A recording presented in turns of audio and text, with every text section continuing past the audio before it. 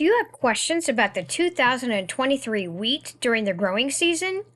Hello, my name is Sandra Wick, crop production agent with the Post Rock District of K-State Research and Extension.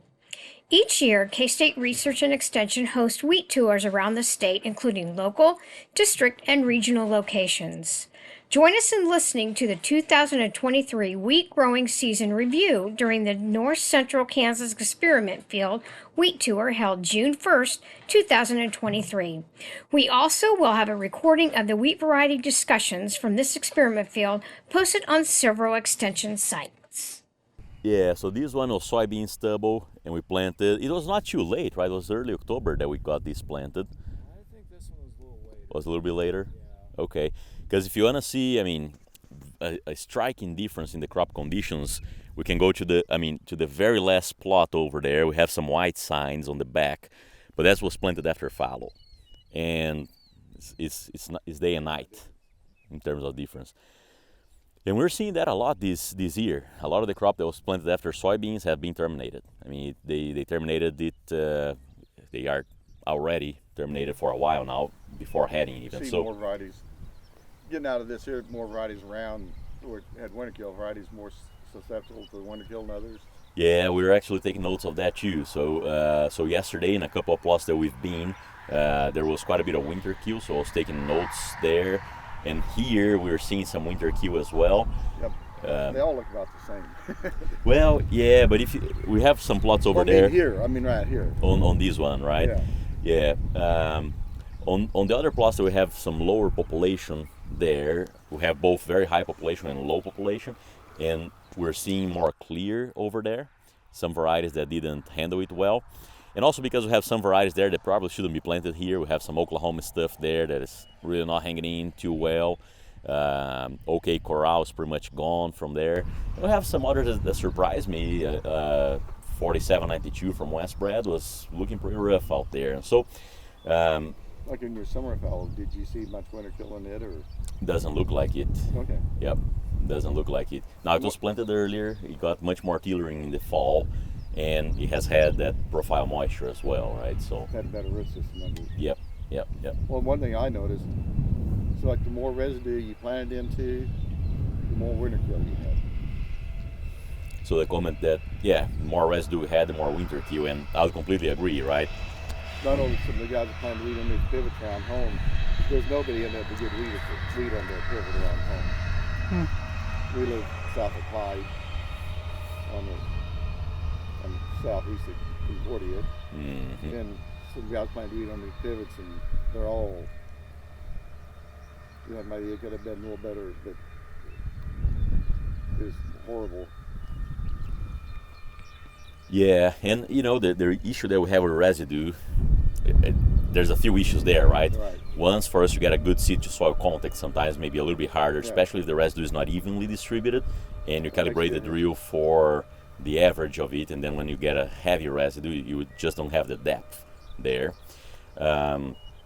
Then second is when that plant's coming up, you can think that it's still underground and it keeps growing the coleoptile until it reaches sunlight on top of the residue, right? So that crown gets formed really close to the surface, and that increases our chances of winter kill as well, just because we don't have an inch of soil above the crown to protect it. So it's a problem. It's a problem planting into residue. When somebody got the heavy residue, we didn't, with the no-till drill, we didn't had good seed depth, but didn't get, well, I'd say good seed closure. The closure of the, yep. Because of the extra residue. Yep, and that's another thing. And a good rain would have probably, a good hard rain would have solved that problem. That's kind of hard to come by. Yeah, so closure of the furrow is another problem in high residue scenarios, and it's not uncommon in a normal winter or just early spring for us to see where you have heavier residue, just the crop get a hit from that cold and become a little bit yellow, but with some moisture kind of comes out of it as well, right? Now this year we just have been so dry that never happened, and so and that cold spell that we had in December, where we were getting to the low teens there for a full week in a row, I think that hurt us there, because Sandra was here just reporting some winter kill, and then we had an agent, Jay Wisby in Salina, also reporting the winter kill. So if you go from the region there in Salina, a little bit north, right, maybe Highway 24, and then all the way to Phillipsburg or so, we're seeing quite a bit of winter kill there. I think that it contributed as well to this large area abandonment.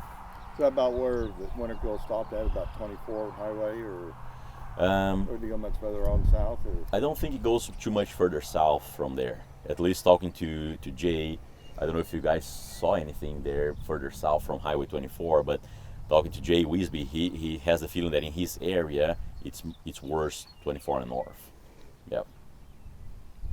What have you seen? I mean, well, I'm not for sure. That's why I was asking about where it kind of. We live about 10 miles from north of 24.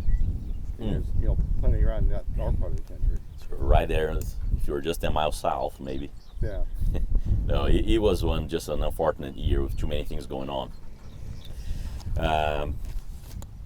So again, the winter kill was worse in this area. Again, from that Highway 24 and north, anywhere from the Salina longitude there all the way to Phillipsburg or so. We're seeing quite a bit of winter kill there. And again, that was worsened by the drought that we were going under, right? The plants were already very desiccated there, and that cold just like makes it so much worse. Area abandonment, what are you guys seeing out there? How much has been sprayed? 30%. 30%.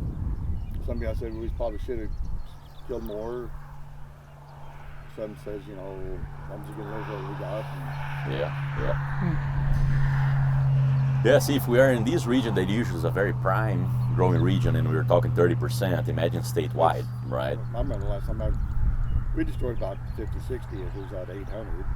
But I don't remember last time we destroyed wheat because of winter kill. It's been, the year that was, it was one particular variety we planted.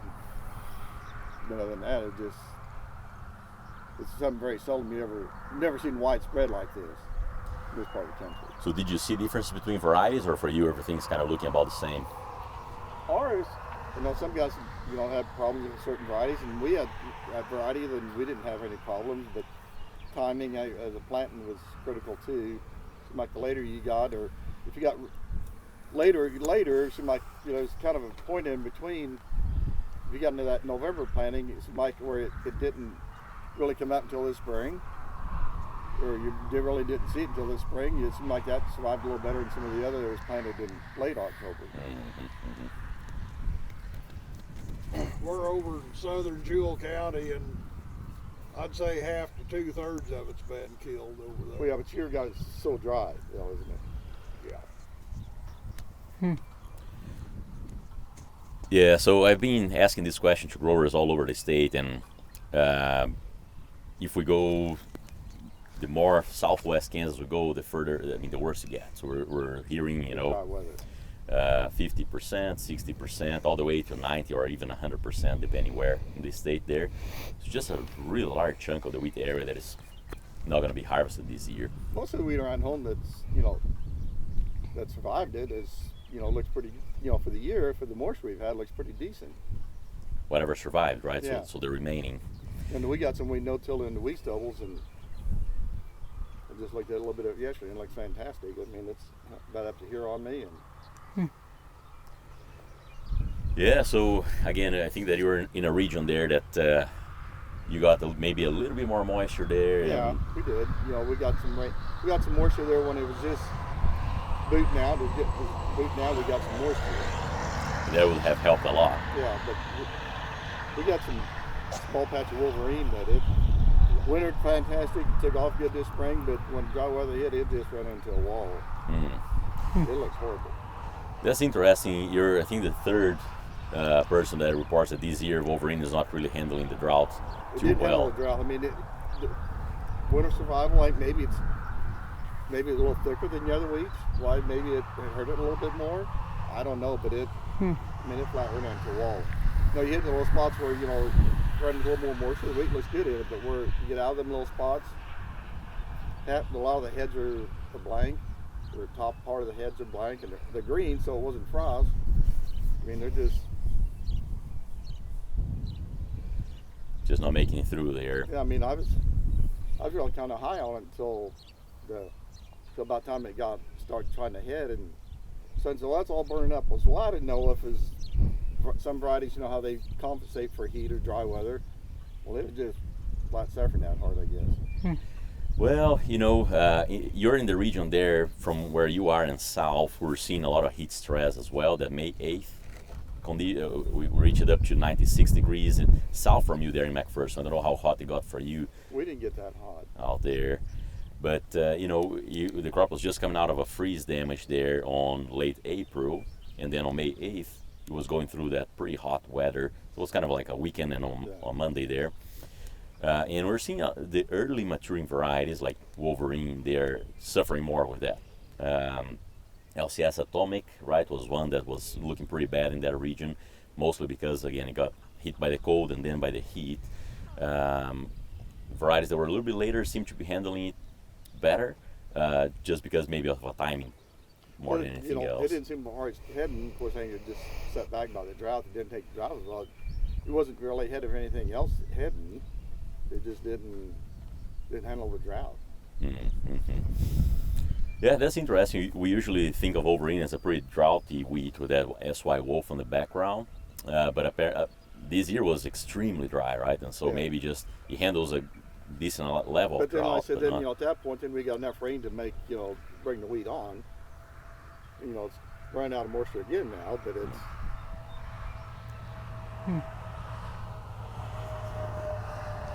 Yeah, that's interesting observation there. Again, don't think it's the first time that we're hearing this season that Wolverine is not handling as some folks were expecting. Yeah. I walked in some yesterday, and I walked in some other wheat now. I'm glad I said, how many acres there? I mean, like you said, but there's probably more heads out there than the other wheat. So what other varieties are you comparing to? You have Wolverine? I'd have to get their list. I can't remember what we got all kinds out there. I know we had cut some wheat for a neighbor there last year that we farmer's ground for him. And, it didn't look that well, but what it put in the bin is fantastic. Wolverine? Yeah, on bean ground, middle 50s on some ground that the guy's been a crop adjuster all his life, and he said he was looking at 35 bushel of wheat and he was closer to 55. Oh. So I don't know where it comes from, but the sample goes in the bin. Didn't look like it, yeah. So, do you know what pH you have in that, where you have Wolverine planted? What now? What soil pH you have? What's the pH level there? Well, we just grid sample and we'd put lime on 2 years ago, and we variable rate phosphate. Okay, so that shouldn't be an issue there, because Wolverine is very susceptible to low soil pHs, right? And we see that being worse in a dry year, right? Because mostly what low soil pH does, it doesn't let the roots grow, and so if you have constant rainfall, it almost doesn't matter, right? Because you're having water every week there.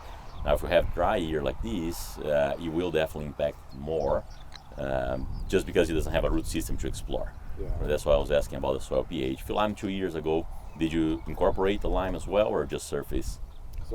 Surfaced.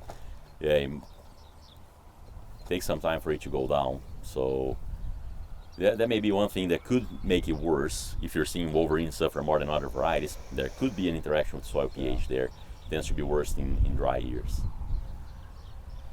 Are you seeing any disease issues there? No, the wheat looked right. The wheat I've looked at looked pretty clean. That's been about the case for most of the state, right, Kelsey? Right. Diseases. Usually blows in from the south, and they don't have nothing south to blow in. That's exactly right. Yeah. Every year that you got disease problems, Oh, thanks, Sandra. it always blows in from the south to get diseases.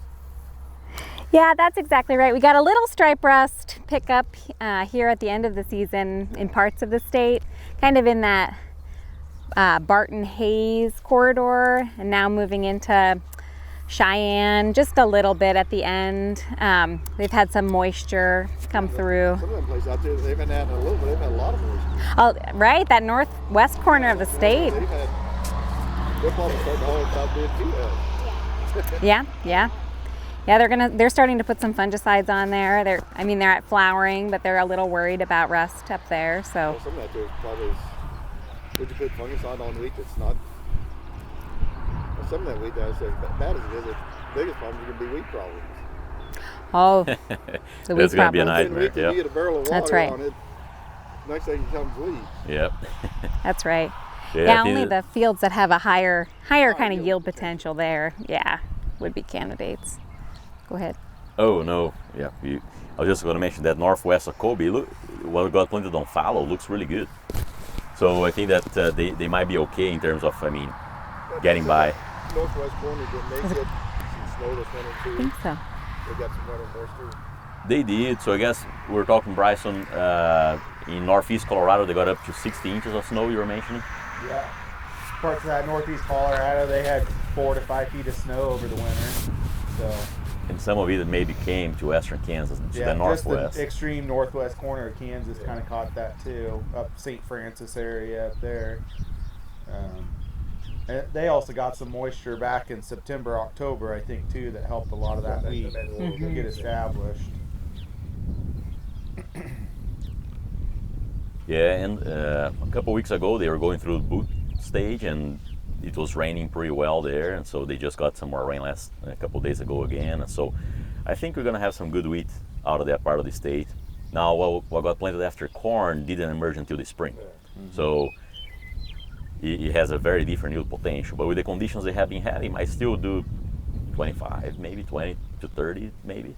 But the fallow one. That ain't survival. Hmm? You don't survive on 25 bushel wheat. Yeah, I agree. But again, that's a continuous after corn, right? What's on fallow, I think it's probably can make 50, 60 there. At least as of a couple weeks ago when I was in that region. Had moisture, some of those fallow fields are looking pretty good.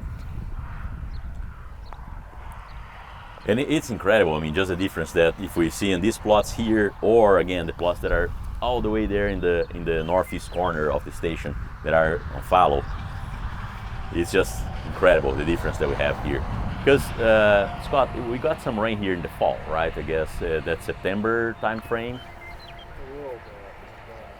Because we planted the fallow field on September 25th, and I think we had some moisture maybe a week before that or so, because we were hitting pretty good moisture there.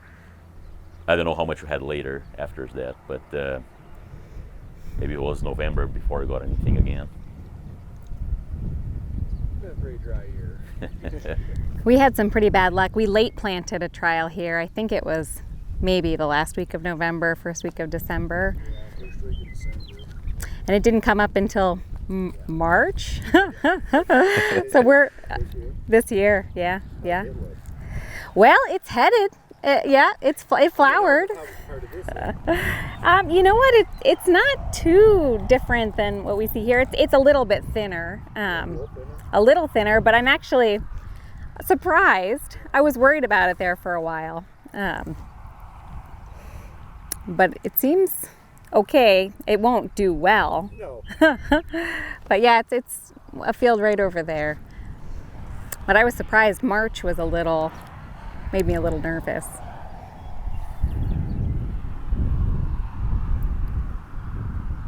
So these here we have the variety trials, right? And so this was planted. My crew planted these, right?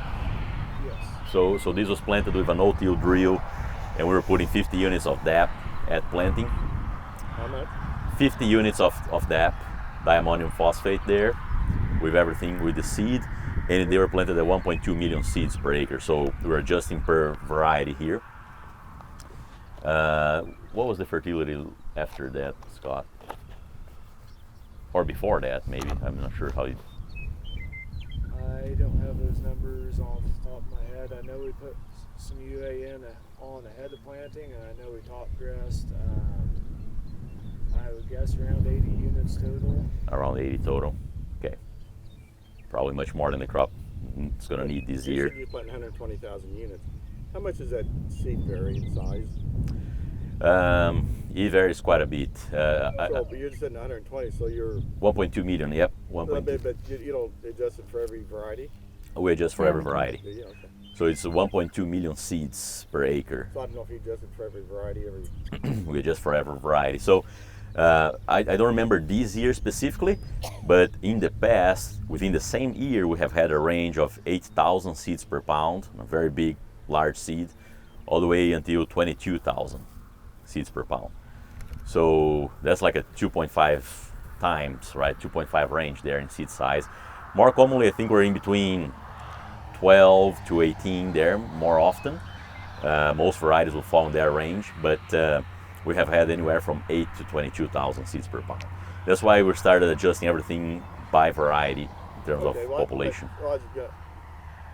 We put a precision monarch on our John Deere drill this year. Oh. Partway through. And we're running fertilizer and seed through, so you don't get population. The precision is accurate enough. But it tell you, and we all know from one variety to the other, like on my son, this is a lot bigger. Because our numbers, when it gives you a number, our numbers dropped when we went to that certain variety. Now, John Deere wouldn't tell you any difference, but precision would. I mean, if you were just running seed, it would. But where you're running fertilizer stuff, you got it. There's a calibration number you put in. But the seed, that calibration number dropped because we just get less flow through there because it's smaller, bigger seed. Yeah, there's definitely a large range in seed size there. Yeah. And you know, I've been, at least in my program, trying to push a lot the idea of going to seeds per acre rather than pounds per acre, just because of this variability. I think that in the past, when we may have had 10, 12 varieties and one or two of them were used in 50-60% of the state, we could get by on planting on pounds per acre, but really anymore it's just like we have so many varieties with such a large variability in seed size that we kind of need to be adjusting for that. Do you remember which varieties you were seeing that transition? The what? Do you remember which varieties you were seeing that transition?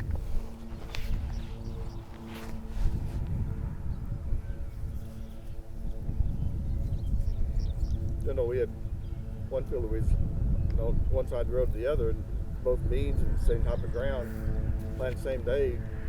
One field, I mean, it was 2/3 of it was bare, and the other was, survived. Had a little bit of rain, but it was good enough to leave. And the other, it was just devastating.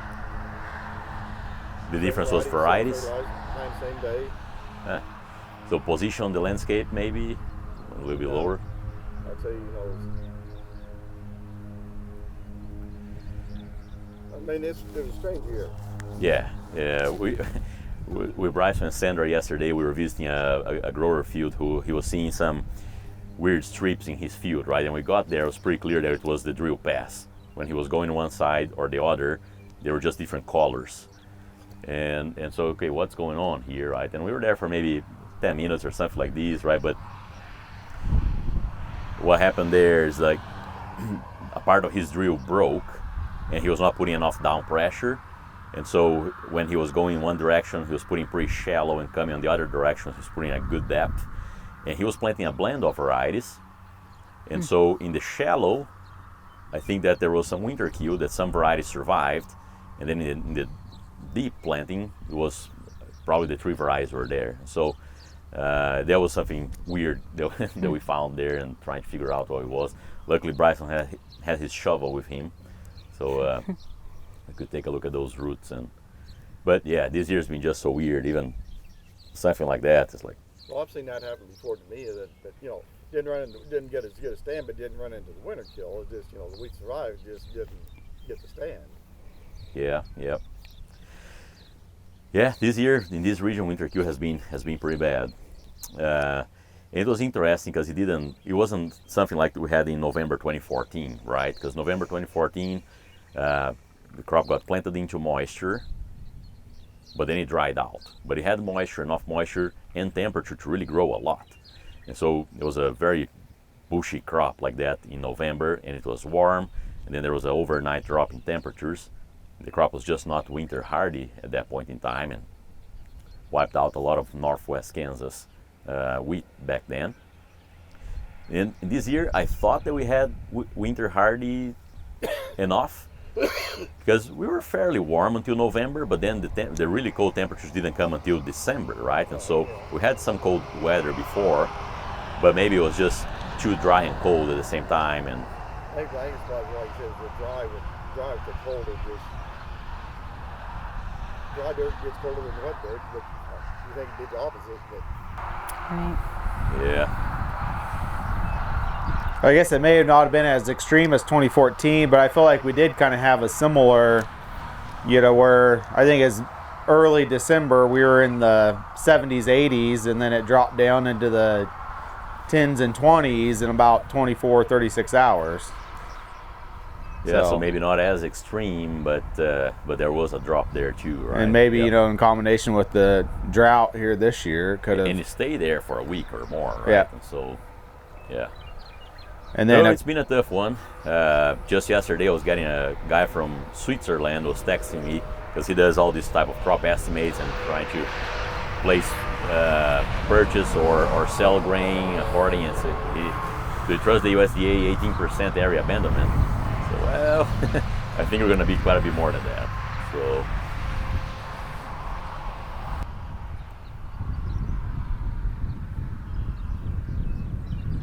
Are there any varieties or characteristics that you're looking for in varieties that you have particular interest in?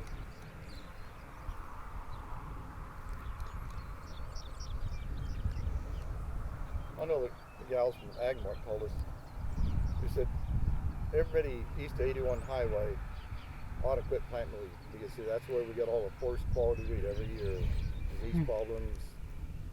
Or quit planting wheat? Yeah, I said Who told you the that? quality of the wheat comes east of 81 highway. He says it goes downhill in a hurry. Well, Were they selling something else besides No, wheat? it's just, because what they get from the western part of their trade Right. area, so that's where we always get our best wheat. And it's always our headache comes from east of 81 highway. and those are millers or who are? Big grain terminal there at 40 Kansas. Oh, okay, Grain elevator. buyers. Okay, yeah. Well, the millers, they need both. Yeah. They need to be able to. They don't want one just like very. Well, he says the wheat quality, maybe they bred more bushels and lots of milling ability in some of this wheat too. Yeah, from the miller perspective, they will need both, right? Because they want something that is very high quality, but in the end, they have an end product with a given specification, and then they just mix the good and the bad and get where they need, right? I know when they first started there, it says we'd always get calls from the millers east because we always had such good wheat, and he says now we don't get the calls from the millers because our wheat quality is what it used to be. Good, I know. So a lot of it can be related to variety, right? Variety selection, it plays a big role in the final baking quality there on the loaf of bread that we make. So variety plays a big role there. Your management as well, right? In terms of especially your fertility management, nitrogen playing a big role on the protein content of the crop. Fungicide playing a role on test weight and the milling quality of the crop. But then environment is the biggest one, right? And so heat stress is something that kind of tends to bring up the protein content a little bit too. And so I think it's just an interaction there. I'm not sure that we have just a predominance of variety. In the past, when we had predominantly Everest there, I could see the quality being very much on the low side. Now I think that we have some other better quality wheats there, but maybe the varieties are just not consistently enough there where they like it. Well, I said, scab, that's something that's got to be more prevalent. More people plant wheat in the corn ground, and you get more scab problems. And that's one of the issues they've always dealt with coming east. They said they never deal with scab going west of 81. Right. Yeah, and this was a year where we did have some good scab conditions. It just rained right around flowering and that kind of. What was that? Right. See, it was. I kind of wondered about if we wouldn't run into some of that. We did this year. That's right. Kind of adding some other, not so great things on top of a not so great crop. Yeah, we did have conditions that were good. So we were worried about those acres after corn. I know in the northeast corner of the state, a lot of folks did spray because they were worried. Did you spray for scab? What? Did you spray for scab? We didn't have any wheat in the corn ground. It made me think about it, but so the quality of the yield potential is just kind of like how much money do you put into it? Yeah, Right. I've talked to many growers this year that they were like, well, I asked, okay, did you see these or that in your wheat? And they were, I'm not looking at it. I don't want to look at it because if I look at it, it's going to have something else that I need to do to it. So I just want to harvest.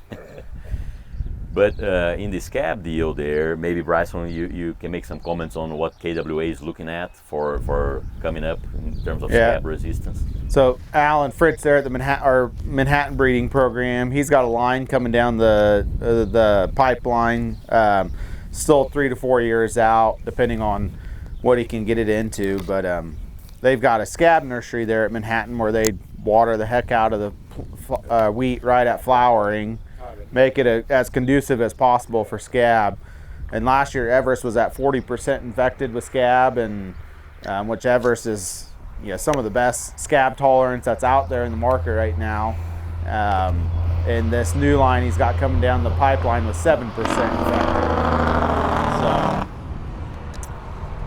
I don't know if he can get that into something that's pretty agronomically adapted. That could be a big change there for scab tolerance. I know they have Everest, and every breeding program's been trying to get to at least an Everest level. And there's some out there that are pretty good. Kelsey can talk about that here today as we go through some of them, but haven't really found anything that can beat Everest as far as the scab tolerance goes. So. Yeah, the unfortunate thing about managing scab is it's harder than rust. So even You got to be very timely. yeah, exactly. So even with a variety like Everest, even if you don't apply a fungicide, you can still get pretty bad infection. It won't be as severe, but it can still be severe. You might need to apply before you got it, don't you? Yes, so before you can see it, right? So, and it has to go in right at that flowering window to be most effective. And gosh, that's so hard. I have had calls like, when do you need to get the application on? Early flowering. And the answer was, I could be camping next to the field and I would miss early flowering, right? Because it just can happen so fast in hot years. So if you can bring those together, if you can get a good timing on and you can have a variety like Everest, you can get 80-90% control.